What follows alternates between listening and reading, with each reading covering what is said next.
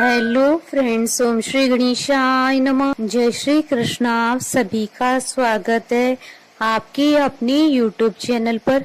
Friends, आज हम आपको इस वीडियो में बताने जा रहे हैं अश्विन मास की कृष्ण पक्ष की इंदिरा एकादशी, जिसे पितृ एकादशी के नाम से भी जाना जाता है, की पौराणिक व्रत कथा के बारे में। फ्रेंड्स, वीडियो शुरू करने से पहले आपसे रिक्वेस्ट है, अगर आप हमारे चैनल पर नए हैं और आपने अभी तक चैनल को सब्सक्राइब नहीं किया है तो प्लीज सब्सक्राइब कीजिएगा चैनल को, साथ ही प्रेस कीजिएगा बेल आइकन को, जिससे नए वीडियो से रिलेटेड नोटिफिकेशन आपको तुरंत प्राप्त हो सके।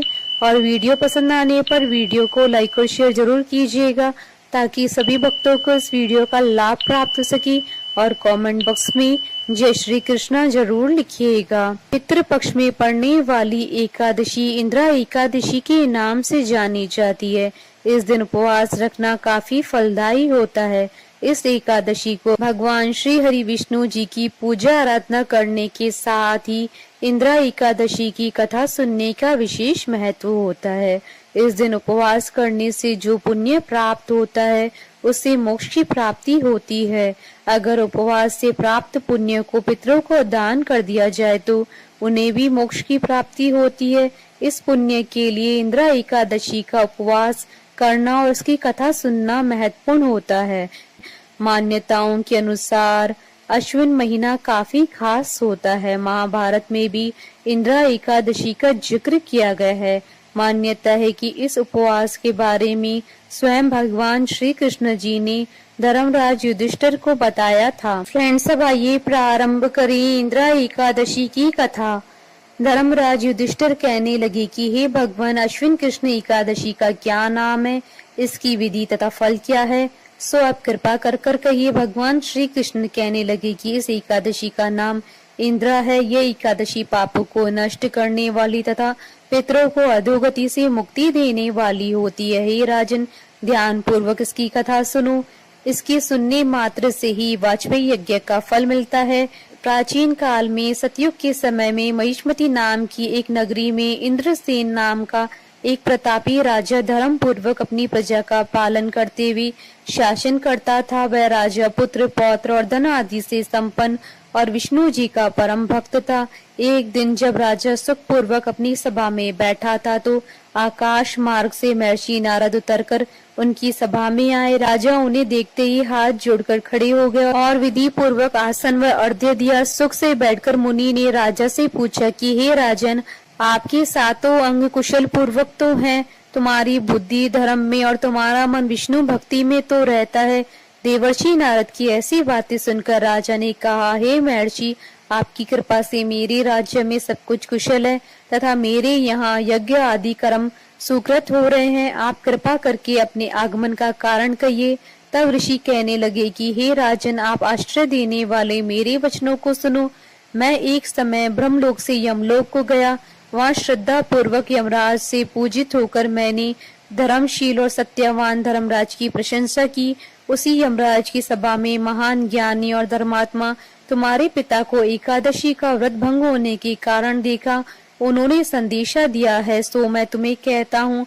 उन्होंने कहा कि पूर्व जन्म में कोई विघ्न हो जाने के कारण मैं यमराज के निकट रह रहा हूँ। सो हे पुत्र, यदि तुम अश्विन कृष्ण इंदिरा एकादशी का व्रत मेरे निमित्त करो तो मुझे स्वर्ग की प्राप्ति होगी। इतना सुनकर राजा कहने लगा कि हे महर्षि, आप इस व्रत की विधि मुझसे कहिए। नारद जी कहने लगे कि अश्विन मास की कृष्ण पक्ष की दशमी तिथि के दिन प्रातः काल श्रद्धा पूर्वक स्नान आदि से निवृत्त होकर पुनः दोपहर को नदी आदि में जाकर स्नान करें। फिर श्रद्धा भाव से पितरों का श्राद्ध करें और एक बार भोजन करे। प्रातः काल होने पर एकादशी के दिन दांतून आदि करके स्नान करे। फिर व्रत के नियमों को भक्ति पूर्वक ग्रहण करता हुआ प्रतिज्ञा करे कि मैं आज संपूर्ण भोगों का त्याग कर निराहार एकादशी का व्रत करूंगा। हे अच्युत, हे पुंडरीकाक्ष, मैं आपकी शरण में हूँ, आप मेरी रक्षा कीजिए। इस प्रकार नियम पूर्वक शालिग्राम की मूर्ति के आगे विधि पूर्वक श्राद्ध करके योग्य ब्राह्मणों को फलहार का भोजन कराएं और दक्षिणा दे। पितरों की श्राद्ध से जो कुछ बच जाए उसको सूंघ कर गो को दें तथा धूप दीप गंध पुष्प नेवद आदि सब सामग्री से ऋषिकेश भगवान का पूजन करें। रात में भगवान के निकट जागरण करे। इसके पश्चात द्वादशी के दिन प्रातः काल होने पर भगवान का पूजन करके ब्राह्मणों को भोजन कराएं। भाई बंधुओं, स्त्री और पुत्र सहित आप भी मौन होकर भोजन करिए। नारद जी कहने लगे कि हे राजन, इस विधि से यदि तुम आलस्य रहित होकर इस एकादशी का व्रत करोगे तो तुम्हारे पिता अवश्य ही स्वर्गलोक को जाएंगे। इतना कहकर नारद जी अंतर ध्यान हो गए। नारद जी के कथनानुसार राजा द्वारा अपने बांधुओं तथा दासों सहित व्रत करने से आकाश से पुष्प वर्षा हुई और उस राजा का पिता गरुड़ पर चढ़कर विष्णु लोक को गया। राजा इंद्रसेन भी एकादशी के व्रत के प्रभाव से निष्कंटक राज्य करते हुए अंत में अपने पुत्र को सिंहासन पर बैठाकर स्वर्गलोक को गया। हे युधिष्ठिर, यह इंद्र एकादशी के व्रत का महात्म मैंने तुमसे कहा। इसके पढ़ने और सुनने से मनुष्य सब पापों से छूट जाते हैं और सब प्रकार के भोगों को भोग कर वैकुंठ को प्राप्त करते हैं। बोलिए भगवान विष्णु जी की जय, सनातन धर्म की जय। हमारे साथ इस वीडियो में अंत तक बने रहने के लिए आपका धन्यवाद। ओम श्री गणेशाय नमः। जय श्री कृष्ण।